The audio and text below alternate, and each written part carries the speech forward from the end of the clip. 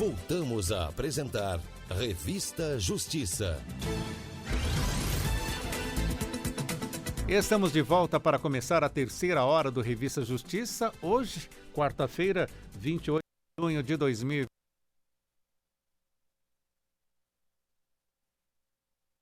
975-8140. E convido você também a nos acompanhar a partir de agora pelo YouTube. Vai lá no YouTube, coloque Rádio Justiça ao vivo e acompanhe agora com imagens o nosso estúdio. 10 horas e 5 minutos.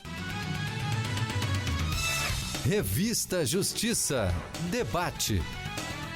Vamos falar hoje no quadro Debate do Revista Justiça sobre contratações públicas. Nós contamos já aqui em nossos estúdios com duas das autoras do livro Manual Prático de Contratações Públicas redigido por advogados públicos. Tenho aqui para apresentar aos nossos ouvintes a advogada da União, Michele Marri. Doutora Michele, seja bem-vinda, bom dia. Obrigada, Sérgio, bom dia, obrigada pela acolhida mais uma vez, né? Também está conosco a advogada da União, Aline Gonzaga de Souza. Doutora Aline, bem-vinda também. Muito obrigada, bom dia, Sérgio, agradeço imensamente pelo convite, obrigada, doutora Michele, também. Acredita que o assunto contratações públicas é um assunto que deve ser, assim, que gera muitas dúvidas para o nosso ouvinte de uma forma geral. E temos até, então, esse livro, né? Manual Prático de Contratações Públicas redigido por advogados públicos. Quem pode começar contando para mim de como surgiu essa ideia? Bom, posso começar. Bom, essa obra foi escrita, Sérgio, por 27 colegas nossos, advogados públicos federais, né? Vamos colocar assim, advogados da União, procuradores federais, procurador do Banco Central, procurador da Fazenda Nacional. São colegas com vasta experiência nessa área de contratações, considerando assim que os advogados públicos, eles atuam dentro do procedimento assim, de contratação de ponta a ponta, né? Nós temos assim um conhecimento grande sobre os principais pontos polêmicos, sobre as principais dúvidas dos gestores, ao longo dessa longa caminhada que vai desde o planejamento até a entrega do produto ou do serviço. Então, esse livro, ele procurou justamente isso, concatenar essa vivência prática nossa, no nosso dia a dia, uma forma de um manual e voltado especialmente para ofertar segurança jurídica para os gestores. Doutora Michele Marri, o que a senhora pode acrescentar? Esse livro, ele é um complemento... Pode-se dizer um complemento, né, doutora Aline, do tratado. A gente tem um outro livro que chama Tratado de Contratação Pública, que foi feito por 26 advogados públicos e agora foram 27 advogados públicos. Esse livro é mais voltado para a prática. Então, ele vai desde a governança, que é algo muito forte hoje na nova lei de licitações e contratos. Para mim, a natureza jurídica da lei é de governança, é de planejamento, porque a administração pública não sabia planejar. Vamos falar que não sabia, porque agora eu sou daquelas que vê o copo cheio, né, Sérgio? Então, eu acho que com a nova lei a gente vai ter uma guinada aí e a gente vai passar a ter um direcionamento maior nessa parte de governança, de planejamento, para que a gente tenha aí contratações públicas que tenham PIB alto, né? 12,5 foi a última pesquisa feita pelo IBGE, mas hoje em dia é uma pesquisa que foi que pegou até 2019, 2016. Hoje deve estar em 15%, então... 15% do PIB, em contratos Isso. Públicos. Então, é um valor alto e a gente tem que procurar cada vez mais, como a doutora Aline falou, trazer segurança jurídica na atuação diária. Não só do gestor, mas também dos advogados públicos. Esse livro também é voltado para estudante, para os advogados públicos, não só os federais, como estaduais, municipais, que a gente tem também. E é voltado mais para a prática mesmo do dia a dia. A gente tomou cuidado de até descrever procedimentos. Dentro do PMI, que é o procedimento de manifestação de interesse, por exemplo, foi sugerido uma forma de procedimento para fazer o PMI na prática. E a gente nem tem regulamentação ainda no âmbito federal.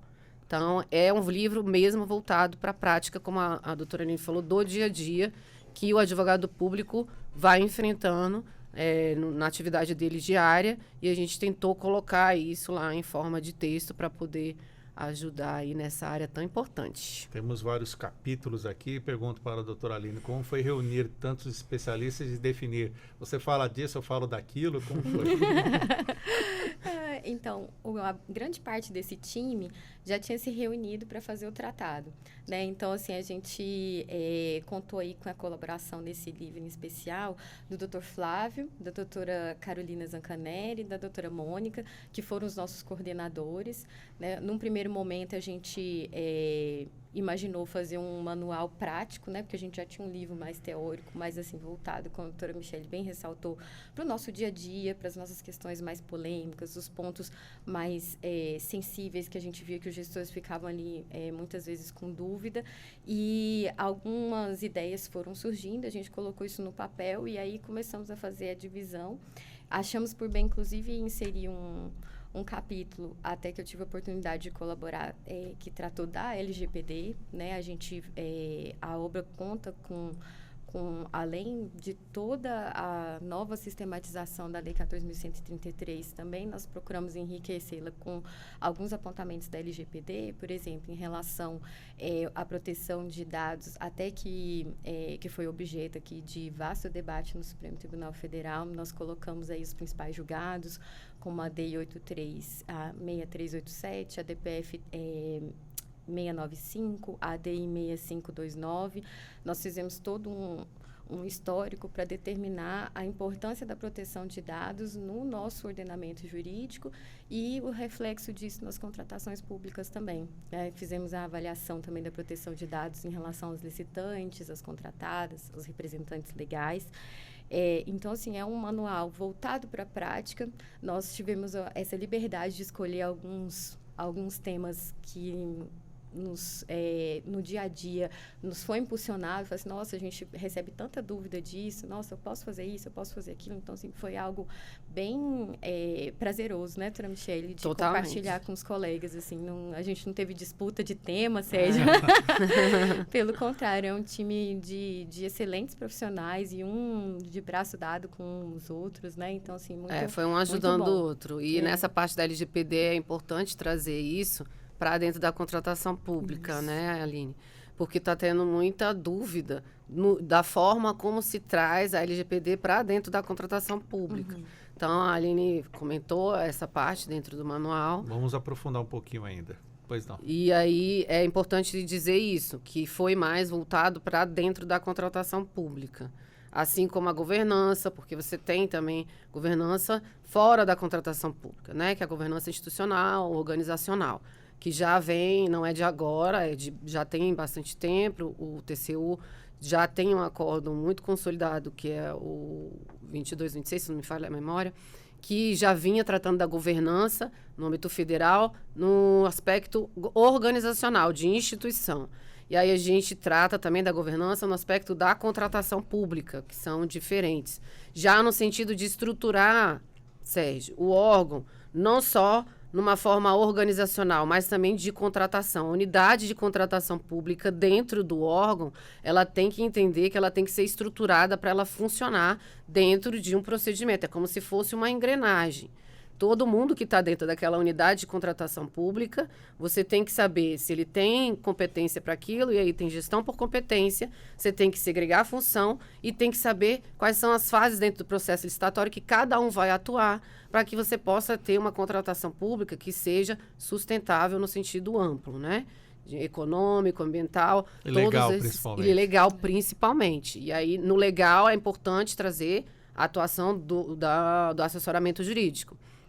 Do órgão de consultoria e assessoramento jurídico, que são coisas distintas. E aí foi nesse sentido que o manual atuou, trazendo também uma visão do aspecto do controle preventivo de juridicidade que o órgão de assessoramento e de consultoria jurídica faz também no dia a dia. Doutora Aline, vamos falar então desse capítulo 3 que a senhora participa junto com o doutor Marcelo Akiyoshi Loureiro, aplicação da LGPD na administração pública. Nós ficamos aqui imaginando o que tem a ver LGPD na administração pública, contratos. A senhora pode explicar para a gente de uma forma bem assim, detalhada mesmo? Sim, posso. Sérgio, a gente começou tratando desse assunto da LGPD por um motivo específico. como a obra ela era voltada para esses aspectos práticos, muitos gestores, ordenadores de despesa vinham nos procurar, falando assim, nossa, como é que nós vamos fazer agora?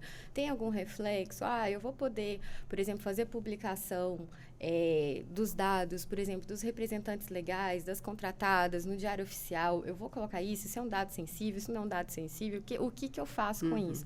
Então, assim, em razão de todas essas perguntas, nós optamos por fazer isso juntamente com todos os demais colegas e com a nossa super coordenação aí, doutor Flávio, doutora Carolina e doutora Mônica, optamos por fazer esse estudo, né, voltado especialmente para a implementação prática disso, como é que isso ia se dar. E o que nós fizemos? Nós fizemos um compilado dos principais julgados do Supremo. Nós temos essas ADIs, essa ADPF que eu citei há pouco, foram muito importantes para demarcar a proteção de dados como um direito autônomo, antes mesmo da emenda constitucional 115 surgir. Nós já tínhamos julgados que davam uma baliza ali para a administração pública, o que a gente precisava fazer. A gente precisava criar mecanismos de rastreabilidade, de controle, como é que a gente ia jogar isso fora, né? São dados que a gente precisava realmente ter uma cobertura e um conhecimento importante para que, a partir desse momento da implementação da LGPD na administração, a gente tivesse, assim, calçado de forma segura. Aí, depois disso, depois dessa varredura desses julgados, nós fizemos uma avaliação da implementação disso na administração. Como é que isso se dá? Qual que seria a sugestão? Aí, nisso, a gente fez um estudo de outros entes. Como é que os outros entes estavam fazendo? O que eles estavam buscando? Nós fizemos, inclusive, a sugestão de leitura nesse capítulo de um manual que foi produzido pela ANPD, né, que tem, assim, um monte de situação do dia a dia que, às vezes, os gestores estão com dúvida, eles podem ir ali, em forma de pergunta, aí, às vezes, se adapta ali a seu caso concreto, ele já faz a implementação. Nós sugerimos, inclusive, criar um grupo de trabalho, acho que casa muito bem com a fala da doutora Michele, de como a gente fazer isso, em que momento a gente vamos fazer isso. Então, assim, é importante a administração sinalizar, né, com um grupo de trabalho, para ver como é que a gente vai implementar isso no nosso dia a dia. E depois disso, nós fizemos a análise, né, o que mais toca ali a nossa área de atuação, que seria nas contratações públicas, né? Como eu vou casar? Nós fizemos esses contrapontos, né? A obra consta com esse contraponto. A publicidade, né? Porque nós temos o dinheiro público ali, o dinheiro é meu, é seu, é da doutora Michele, é de todos nós, né? Como casar isso com a proteção individual dos dados? Vai ficar tudo secreto, não vou saber quem é que a administração está contratando? Não, a gente precisa fazer um sopesamento, né, desses princípios. E, lógico, o controle social ele precisa ser observado, porque nós não estamos diante do meu dinheiro, né, do seu dinheiro, né, do nosso, é coletivo. E alguns temperamentos a gente precisava fazer, em razão justamente dessa proteção. E nós fizemos isso, em especial, por exemplo, nos dados referentes aos representantes legais, né, que eles não precisam necessariamente estar lá, CPF, o endereço, né, muitas vezes eram os documentos desses representantes que ficavam ali à mostra, né, para qualquer um, que isso a gente entendeu que estaria acobertado pela nova legislação. Um exemplo bom é do servidor, né, Aline? Isso. Que agora a gente indica para colocar só a matrícula funcional dele. Não a identidade, o CPF, né, O nome ou não? O nome e a matrícula funcional. Não precisa de secar, porque antes de secar, tínhamos que colocar até endereço. Até o endereço. Então, assim, isso foi um direcionamento também que foi dado. Inclusive, a AGIL tem 2 pareceres já tratando também sobre isso. Uhum. Porque, como bem citado pela senhora, a questão da publicidade, né, que é exigida. Conciliar isso é difícil, né, doutora Michele? Mas agora temos uma normatização. Sim, e o livro mostra isso, que dá para dar um direcionamento claro também nessa área aí da LGPD aplicada à contratação pública. E imagino também as dúvidas, né, não só do governo federal, mas os estados, os municípios. Chegam dúvidas também para vocês responderem nesse sentido? As pessoas procuram, os gestores procuram vocês? Sérgio, eu e a doutora Michele somos colegas muito atuantes nas câmeras. Acho que desde que o mundo é mundo, né, desde 2006, né, Michele? Por aí. Não é? Porque a AGIL né? tem câmaras temáticas. A Consultoria Geral da União tem várias câmaras temáticas distribuídas por temas, especialidades, vamos colocar assim, né, doutora Aline?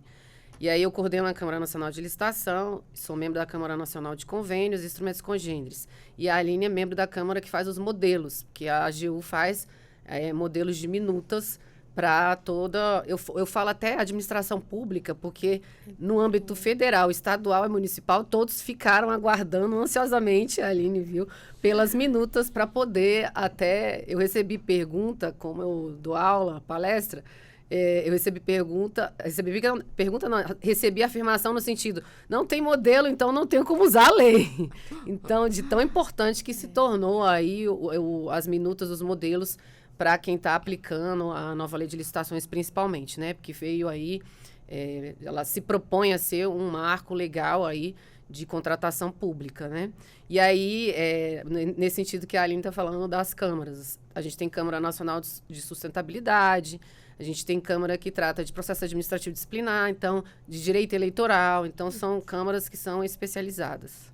Aí, nessas câmaras, Sérgio, é que a gente recebe muitas perguntas, né, de servidores estaduais, municipais, às vezes com dúvida em algum modelo, por exemplo, de convênio, algum modelo de licitação. Então, assim, chega muito pelo e-mail, em especial. E também a gente viu, em especial nos últimos anos, a AGU, ela fez uma série de eventos, né, voltados à licitação no YouTube. Aí a gente viu uma quantidade muito grande de perguntas, assim, de servidores estaduais, né, Michele, municipais, que vinham e, assim, com dúvidas importantes, né, e é muito importante essa troca, né, pra gente, né, que, assim, lógico, a gente tem a responsabilidade de sermos advogadas da União, né, mas, assim, a gente não perde o foco de que a contratação pública está em todas as esferas e essa troca de informação é muito importante. Acho que hoje a Gil se tornou um grande... Né, uma referência, uma grande referência aí nessa parte de contratação pública, justamente pela especialização dos membros, né? Como a gente tem membros dentro de cada ministério e atuando ali muito próximo ao gestor, você também consegue absorver ali as dificuldades diárias do gestor, em termos de aplicar a lei. Então, a gente recebe também, na parte de que consultoria e assessoramento são coisas distintas, mas a parte, principalmente de consultoria, a gente recebe muitas consultas relacionadas ao dia a dia da aplicação da contratação pública, né? E aí a gente consegue entender o lado do gestor também nas dificuldades diárias dele. E a gente tentou também no manual trazer um pouco dessas dificuldades para poder tentar ali dar mais segurança jurídica, mais tranquilidade, vamos colocar nesses termos, para a atuação também deles. E é importante fazer essa conexão com o Estado e município, porque a dificuldade que tem aqui no federal pode ser também do estadual e do municipal. E como é uma norma geral, então ela acaba tendo aplicação também para Estado e município. Você acaba tendo, e essa é uma lei muito analítica, muito maximalista, que tentou ser mesmo e trazer uma uniformização maior para a contratação pública, para que eu tenha um fornecedor, por exemplo, que vá se candidatar ali para participar do torneio e ele saiba que lá no estado vai ter pelo menos uma linha mestra ali que ele vai seguir. Pode ter algo, né, que ele tenha ali dentro da competência dele de normatizar e regulamentar ali no âmbito local, se for município ou estadual, enfim. Mas ele sabe que o norte ali principal vai ser o mesmo porque é uma lei geral. Então, é importante essa conexão e essa troca também com o Estado e município. Podemos dizer que o gestor, ele se errar num contrato, não foi por falta de suporte, né? Não foi por inocência ou desconhecimento. Sim, Sérgio. Hoje quando eu entrei na AGU, já faz umas primaveras, eu brincava que, assim, as contratações, até aqui mesmo em Brasília, né, para a gente imaginar, né, a capital, eram todas caixas pretas. Nós tínhamos vários ministérios, cada uma com a sua caixinha preta, ninguém se falava, ninguém conversava, cada um tinha um modelo para fazer a sua licitação. Então, assim, eu tive a oportunidade de trabalhar num órgão que tinha 5 unidades gestoras, eu tinha 5 modelos diferentes de licitação. Então, assim, nem dentro do próprio órgão havia uma sinergia, havia uma padronização, havia um modelo a ser seguido, né? Aí, assim, hoje, a realidade já é totalmente diferente, né? Nós temos ali já modelos que são importantes para a gente seguir um padrão. Nós temos uma advocacia pública forte, né, atuante, especializada, como a doutora Michele bem disse, que está ali de braço dado com um gestor para a gente fazer uma boa contratação. Nós temos também, a gente não pode deixar de falar também da importância do TCU nos últimos tempos, né, de guinar ali a forma de interpretação de muitos julgados, de muitos entendimentos, né, ao longo desse período. Então, assim, hoje nós temos somente um desafio a mais, né, Sérgio, que é a nova lei, né? Nós temos aí hoje, nós estamos vivenciando um momento de casamento entre as duas normas, né? Chega para a gente licitações da 8666, chega para a gente da 14.133, então a gente está nesse momento dessa sinergia ainda entre esses dois universos, mas acredito que em breve a gente consiga seguir só com uma, né, Michele? Em dezembro, eventualmente uma prorrogação ou outra aí da 8666, mas o desafio é grande, né, Sérgio? Diante de uma nova lei, da gente mudar uma cultura, da gente tentar eventualmente fazer diferente. Nós temos vários desafios aí com a nova lei. Eu aponto, assim, um dos principais é a regulamentação, né? Nós temos uma lei que eu brinco toda vez que eu vou falar, que, assim, agora eu acho que o horário está quase... acho que a gente tomou café faz um pouquinho de tempo. Parece um queijo suíço, né? Um monte de buraquinhos, assim, de regulamentação que a gente ainda precisa fazer para deixá-la em pé. E nós temos também o desafio da interpretação, né, Michele, que esse é nosso, né? De interpretação, como é que esses novos instrumentos, essa nova sistemática, ela vai ser internalizada na prática. Temos desafios aí da inexistência de julgados também, né, sobre algumas questões, mas, assim, estamos juntos, todos juntos. Eu acho que é importante não ter medo da lei, é o que eu digo, né? Se você tem medo e aí não vou usar. Ela já está aí vigente, porque ela foi publicada vigente, né? Ela é de 2021, então a gente tem que já entender que ela está aí, já aconteceu. Só falta, né, ter consciência de que eu vou implementar. Então, eu tô torcendo para que em dezembro a gente teve uma prorrogação do marco temporal anterior, que é 866, 10.520 e 12.462, que é a RDC, até dezembro, né, por conta de uma medida provisória. E eu estou torcendo que em dezembro não haja mais prorrogação alguma. E eu costumo dizer, tanto em aula e palestra, para não se ter medo da lei, né? Porque como ela pegou os 3 regimes, que ela fez ali um compilado, podemos colocar, acho que é assim, né, Aline? Da 866, da 10.520, que é pregão, e da 12.462, que é a RDC. Então, não há nada tão diferente no sentido de você chegar a ter medo do que vai vir. Então, eu acho que é mais um medo, eu tenho sentido isso, de implementação, de dar aquele start inicial de vamos aplicar. Eu acredito que agora, eu já tenho visto uma aplicação maior depois que publicou a regulamentação do sistema de preço. Então, sistema de preço, eu arrisco dizer, pela minha experiência lá no Ministério da Justiça, que é 80% das contratações públicas hoje. O sistema de preço é aquele procedimento auxiliar à contratação que eu vou registrar preço para poder contratar posteriormente. Basicamente seria isso. E aí a administração usa bastante de preço e hoje a gente já tem regulamentação. Hoje a gente já tem modelo. Sim. E a gente tem a lei vigente, tá? Então, assim, na minha concepção, há um medo do novo, que é do ser humano, vamos colocar assim, né? Porque da lei eu não vejo tanta diferença, assim, numa aplicação prática. Muito pelo contrário, como a doutora Aline falou, ela teve isso de positivo. Ela trouxe vários julgados do TCU para dentro dela, no sentido de uniformizar e trazer até segurança jurídica para a aplicação da própria lei. Ela trouxe vários entendimentos da Advocacia Geral da União, de orientações normativas que já tinham direcionando a atuação do gestor. Então, isso eu vi como muito positivo. E trouxe institutos que já vinham do regime diferencial de contratação, que é da 12.462.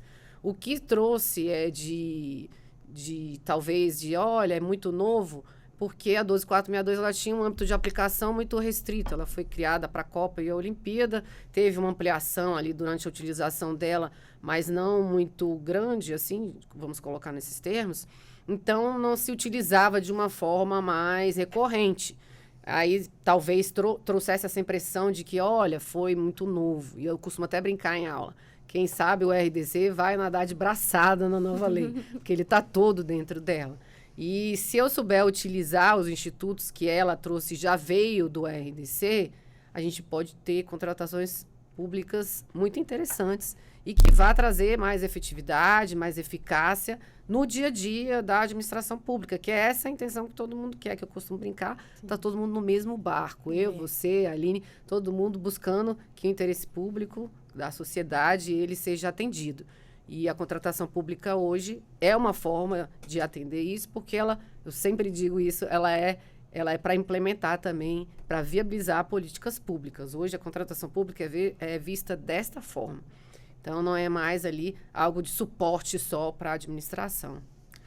Você está acompanhando aqui pela Rádio Justiça e também pelo YouTube da Rádio Justiça ao vivo essa entrevista que estamos falando sobre contratações públicas. Estamos recebendo as advogadas da União, Michele Marie, e também a Aline Gonzaga de Souza. Doutora Aline, para o concurseiro, para o aluno que vai prestar concurso público, sempre tem aquela dúvida, né? Como a senhora mesma citou, a 8666 ou a nova lei, me corrija se eu anotei errado aqui, 14.133 de 2021. Como é que está essa transição? Como a senhora vem acompanhando? E explica para o nosso ouvinte candidato, o que ele pode enfrentar numa prova agora? Sérgio, eu tenho dó do meu colega candidato. Concurseiro é sofrido. É sofrido, ele vai ter que estudar as duas leis. Quando eu fui fazer o concurso da AGU, eu tinha feito a faculdade todo com o Código Civil de 1916, né? Quando eu fui fazer a prova da AGU, caiu os dois. O atual e o de 16. Então, assim, eu já estive nessa situação, meu amigo concurseiro, você vai sobreviver. Então, assim, a minha sugestão é que, assim, dê uma lida na 8666, na sua forma ali, especialmente a gente teve algumas mudanças significativas, modalidades, né, a forma do próprio planejamento, mas assim, foca na 14.133, que eu acho que a grande maioria dos concursos aí vão se valer aí desses regramentos novos, em especial das modalidades, que hoje já não segue mais um padrão de valores e sim do próprio objeto, né? Nós temos um planejamento que a doutora Michele bem falou e bem a gente vai ter sim, oportunidade de nos aprofundar aí com os capítulos que ela escreveu sobre o planejamento, né? Que está muito mais detalhado na nova lei, mas assim, Sérgio, a minha dica #estuda. Os dois ordenamentos, as duas normatizações. É bom focar, como você falou, nas diferenças, né? Isso. Porque eu acho que é aí que vai, talvez... ser as questões, né? Eu também acho. Nas diferenças entre um regime e outro. Sim. Eles estão, os três regimes da 866, da 10.520 e da 12.462, estão dentro da lei, mas pode ter alguma nuance, alguma alteração, como a grande mudança das modalidades que a doutora Aline falou, né? Hoje a gente não tem mais tomada de preço, por exemplo, nem convite, que tinha na 866. E a gente não tem uma direção, isso já foi trazido do RDC, de colocar ali atrelado a valor a modalidade. Então, hoje você vai pelo objeto que você vai contratar. Então, a partir do objeto, isso já vinha desde o RDC, né? A partir do objeto, eu vou lá e monto o processo licitatório que eu quero que corra ali com aquele objeto. Então, do objeto, eu vou tirar o regime de execução, vou tirar a modalidade, vou tirar o tempo de vigência do contrato, que hoje pode ser dentro da nova lei, já trazendo também aí um pouco do que já tinha no âmbito das concessões, pode ser de até 35 anos hoje. Então, dentro da contratação pública, eu já posso ter contratos mais alongados. E aí me traz uma necessidade maior de ter uma minuta de contrato mais robusta.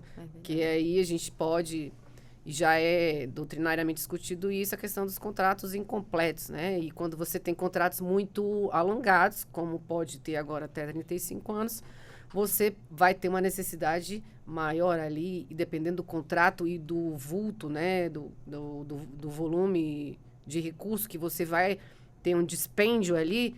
É interessante você até adotar, verificar alternativas ali ao contrato para você não ter que levar aquilo para judicialização, Então, por exemplo, o dispute board, que é usado já nas concessões, a gente trouxe também para dentro da nova lei. Qual que é o termo que a senhora falou? Dispute board. Dispute board.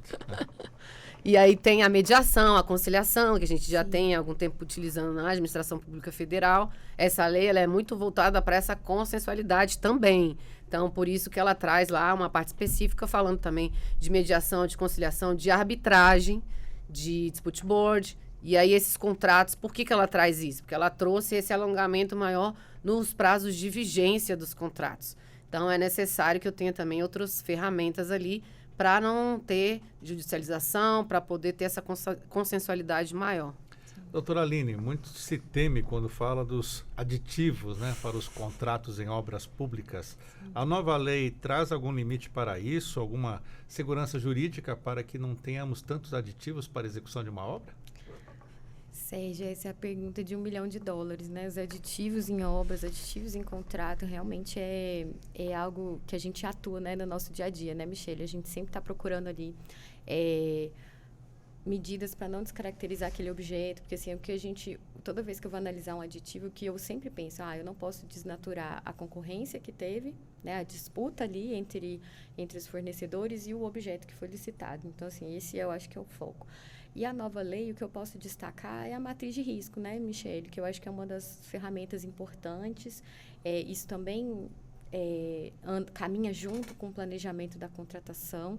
Então, eu tenho ali algumas ferramentas na nova lei que me permitem, além do prazo mais alongado que a doutora Michele citou, eu tenho possibilidade de fazer algumas modulações que antes a gente estava engessado, né, Michele? Na 8666, que a gente ficava mais com alteração ali quantitativa, qualitativa. A nova lei também traz isso, mas assim, acho que houve uma abertura maior para que a gente possa avançar em alguns pontos, mas assim, sem perder o norte disso, né? Da competição que teve, da desnaturação do objeto, fazer uma avaliação certinha assim, dos riscos daquele empreendimento, daquela contratação, o que eu posso fazer, o que eu posso medir.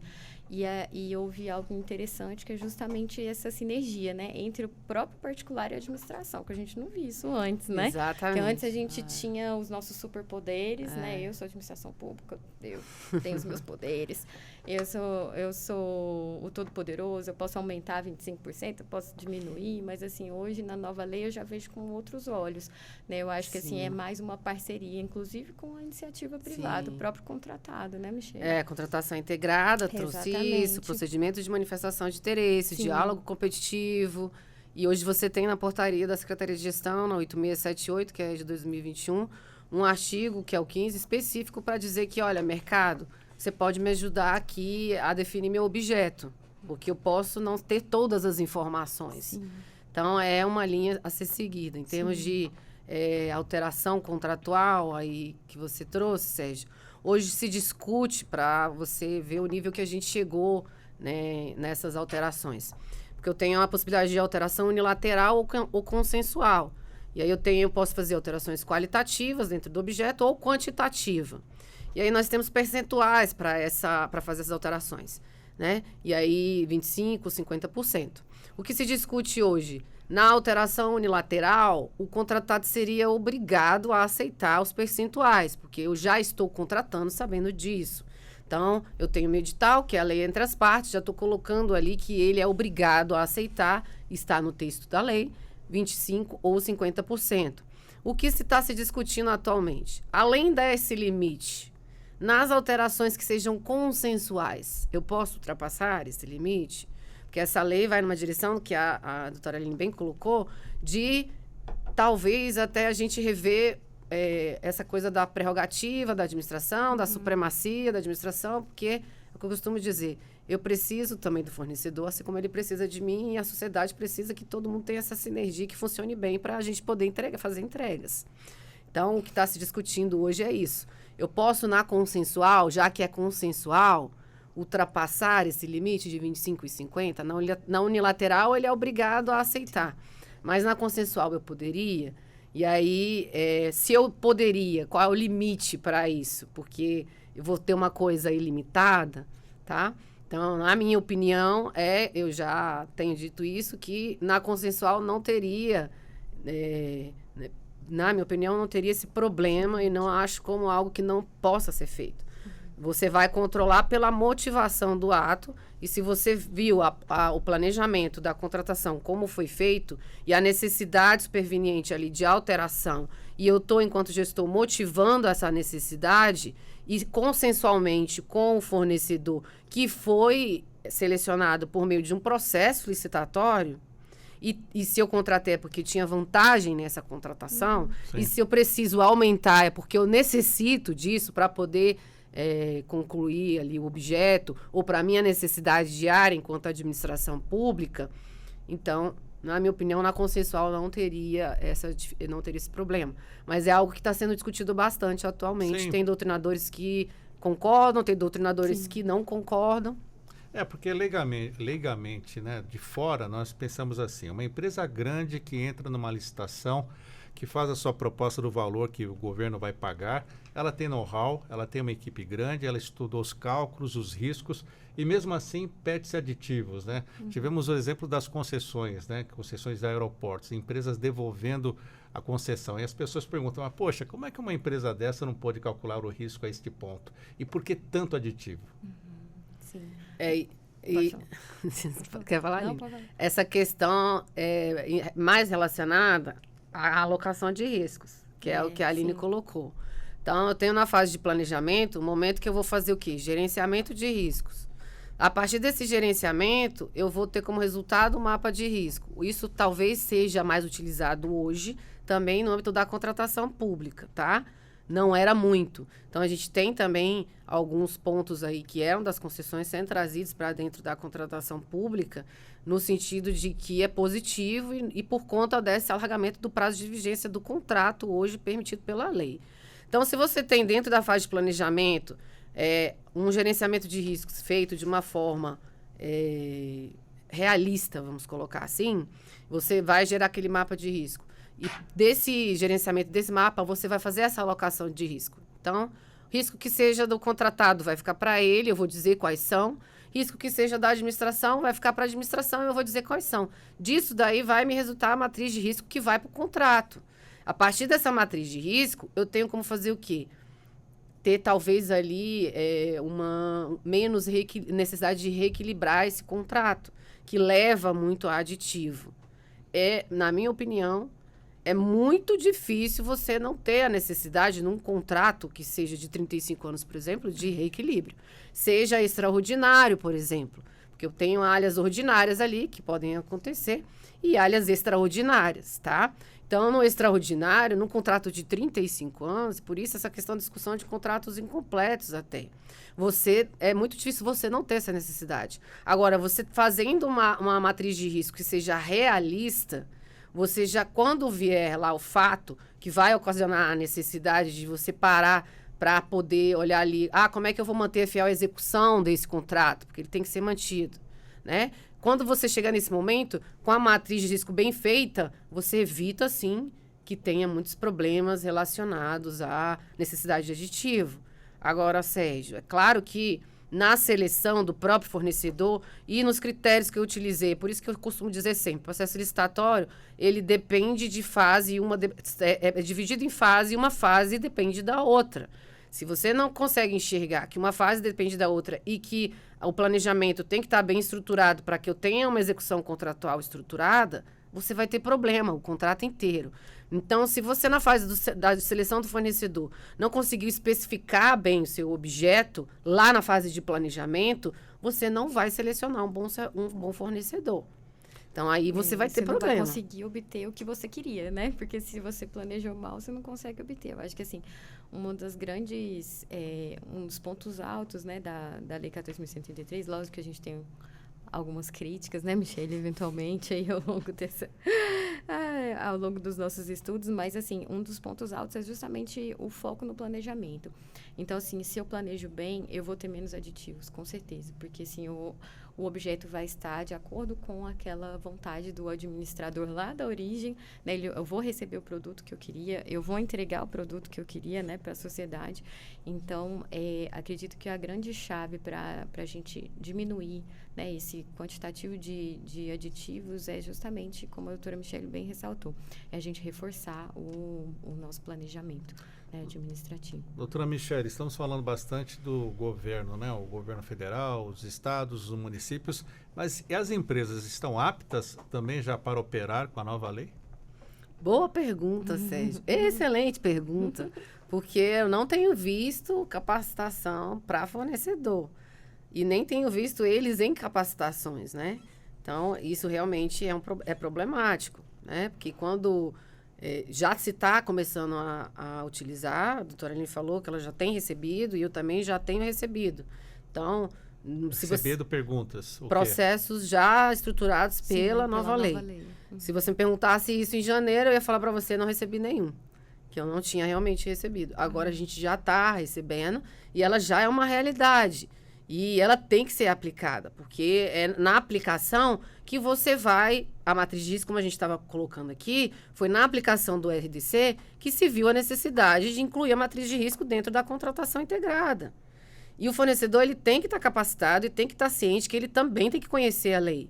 Por quê? Porque ele, como eu bem disse, junto com a administração, é o responsável ali. Hoje a gente tem o Estado atuando também junto com a sociedade. A gente tem um Estado inchado e uma administração pública complexa, que não dá conta de tudo. Sim. Então, por isso que eu também saio ali para contratar e por isso que indiretamente eu também tenho contratações. Eu não estou ali diretamente enquanto Estado realizando.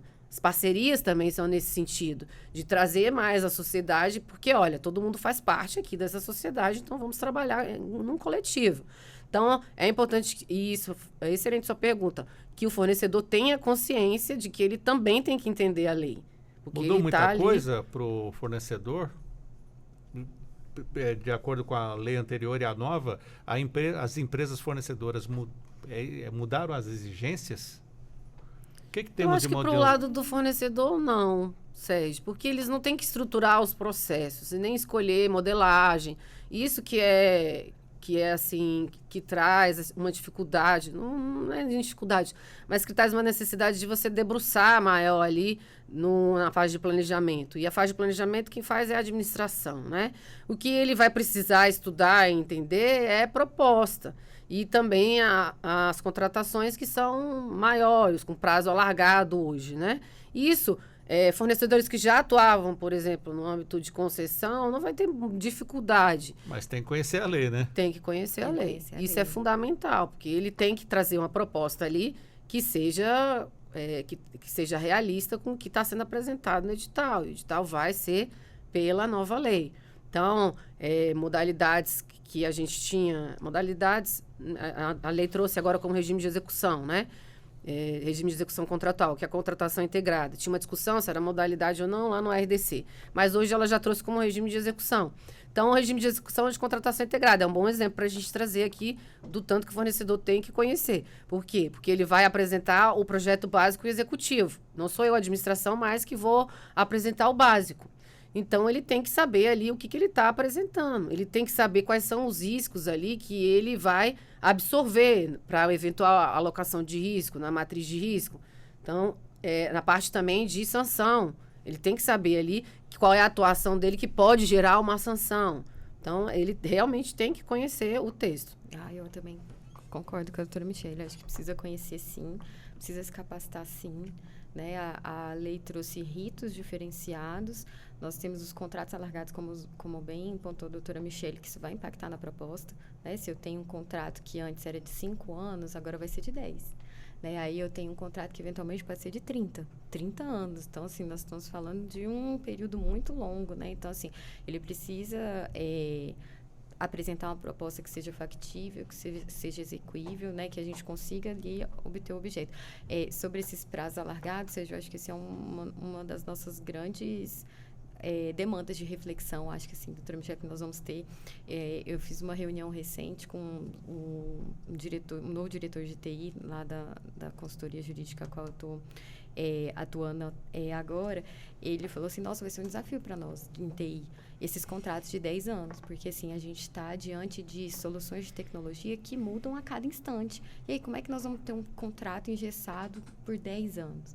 Como é que nós vamos conseguir ferramentas para atualizar e modernizar o nosso parque? Então, assim, nós vamos ter muitos desafios pela frente, né?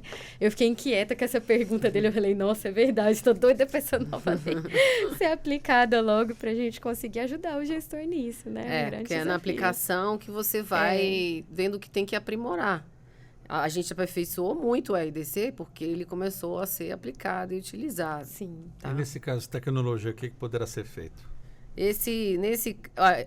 É bom de mencionar a prazo de vigência, eu sempre falo isso, pelo objeto. Então, se nesse caso dele, né, se ele está vendo que colocar um contrato com 12, que ele pode colocar com 12, não é que ele precise colocar direto 10. Com 5. E é bom também que se diga, né, Aline, que a Ju já dizia que podia, já tinha uma orientação normativa dizendo que podia ser mais do que 12 meses. Sim. Você tem requisitos e critérios para colocar mais do que 12 meses, mas já havia. Então, a lei só internalizou isso do que já vinha nessa orientação normativa da AGU. Se a concepção dele, enquanto gestor, quem vai dimensionar o prazo que vai levar o contrato é o gestor, não é o órgão jurídico. Há muita confusão nisso. O que o órgão jurídico faz é a análise de controle preventivo de juridicidade do ato, relacionada a todo o ordenamento. E aí, de novo, por isso que é importante a fase de planejamento e por isso que é importante você especificar seu objeto de forma completa. Porque se na concepção dele, um objeto de TI, que ele na minha opinião... demais, né? Ele é mutável demais. Não tem necessidade de ele fazer um contrato direto de 5 anos, por exemplo. Sim. Ele pode fazer 12 e aí ele já coloca isso no edital, porque eu tenho que dizer para o fornecedor como que vai ser o contrato para que ele possa colocar a proposta dele de forma realista também. Então, se eu estou colocando no edital, olha, o contrato vai ser 12 e eu posso prorrogar ele aqui por mais 4. Porque para esse gestor de TI, 5 anos de um contrato de TI, para ele já está ótimo. Ele pode colocar isso no edital e o fornecedor que vier, ele já vem sabendo qual é a regra do jogo. Porque ali no edital é a lei entre as partes, eu estou dizendo para ele qual é a regra do jogo, para ele dimensionar também a proposta dele. Sim. Essa nova lei de licitação, ela traz também mais segurança e mais facilidade para o controle desses contratos ou entram nas caixas pretas, como a senhora citou? Não, eu acho que a nova lei ela é até um pouco burocrática demais, né, Michelle? Eu também acho, podia ter avançado Podia ter avançado mais, mas assim, sobre o controle, acho que um dos principais artigos que eu acho que eu posso citar é o 169, né, que traz ali as linhas de defesa.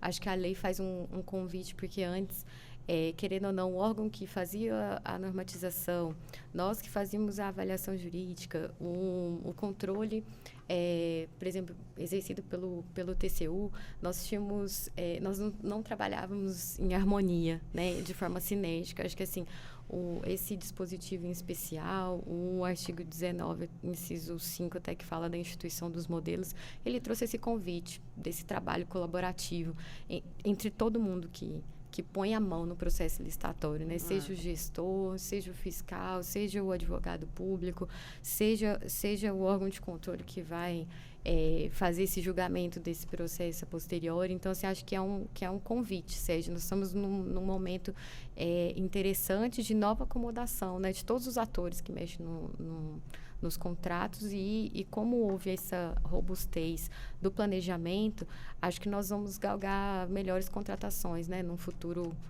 próximo. E temos a obrigação também de detalhar isso na internet para quem quiser consultar um contrato, como é que está sendo feito, o valor que está sendo pago e o fim, como que é a finalidade desse contrato?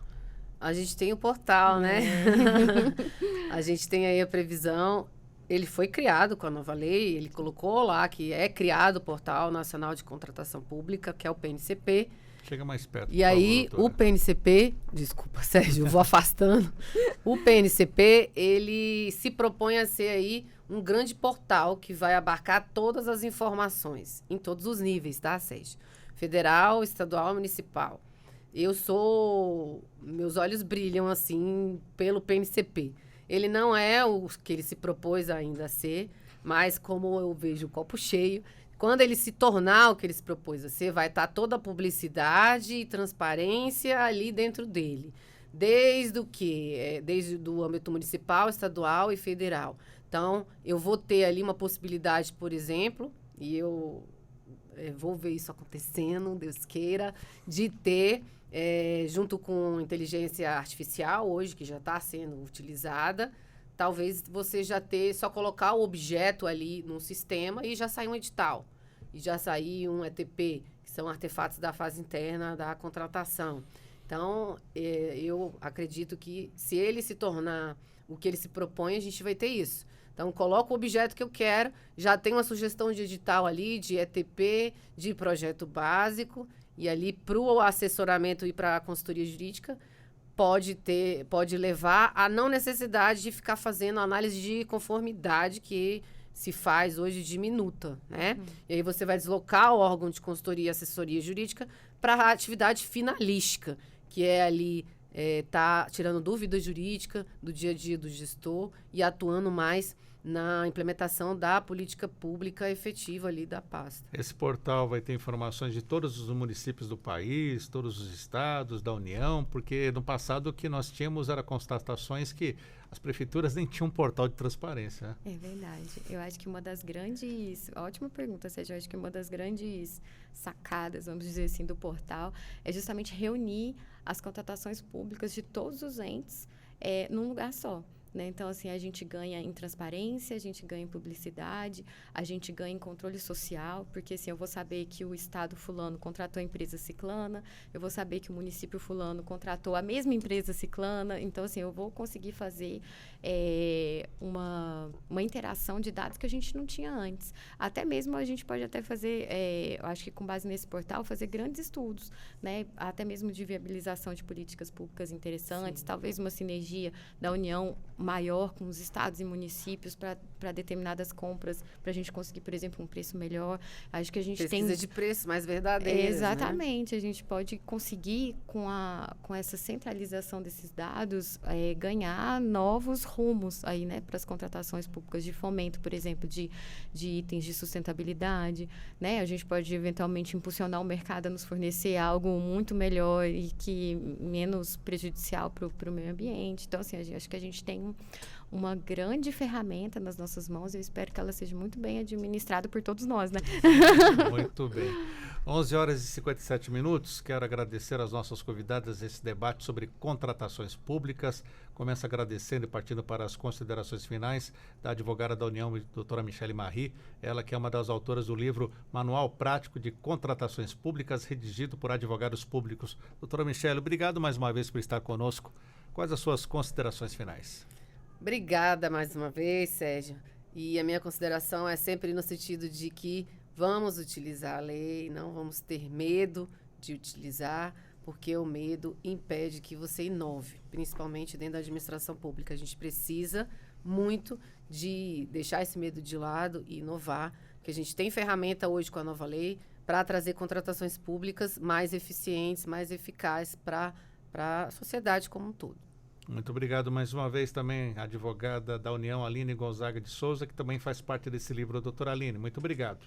Sérgio, eu que agradeço a doutora Michelle pelo gentil convite, agradeço pelo espaço, Sérgio, para a gente tratar de um tema tão importante, né? Porque se nós falamos de contratação pública, nós estamos falando de interesse público, nós estamos falando de entregas, de políticas, nós estamos falando de bens e serviços que envolve o meu dinheiro, o seu, né, de toda a sociedade. Então, agradeço pelo espaço e fica o convite aí para os ouvintes, né, adquirirem a obra. Nós estamos aí à disposição para dúvidas, perguntas, críticas. É pela editora Totti, viu?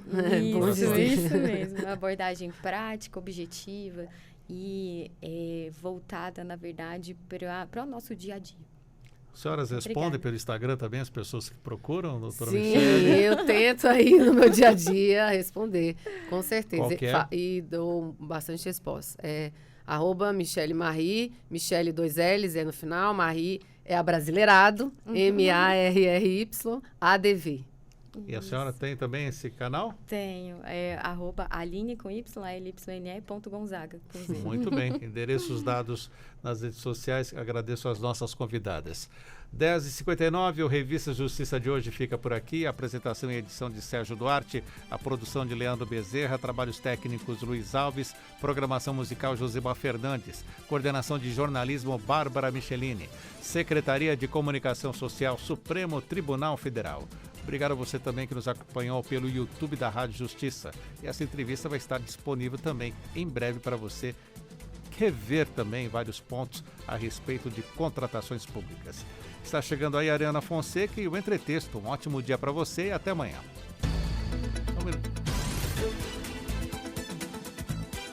A Rádio Justiça apresentou Revista Justiça.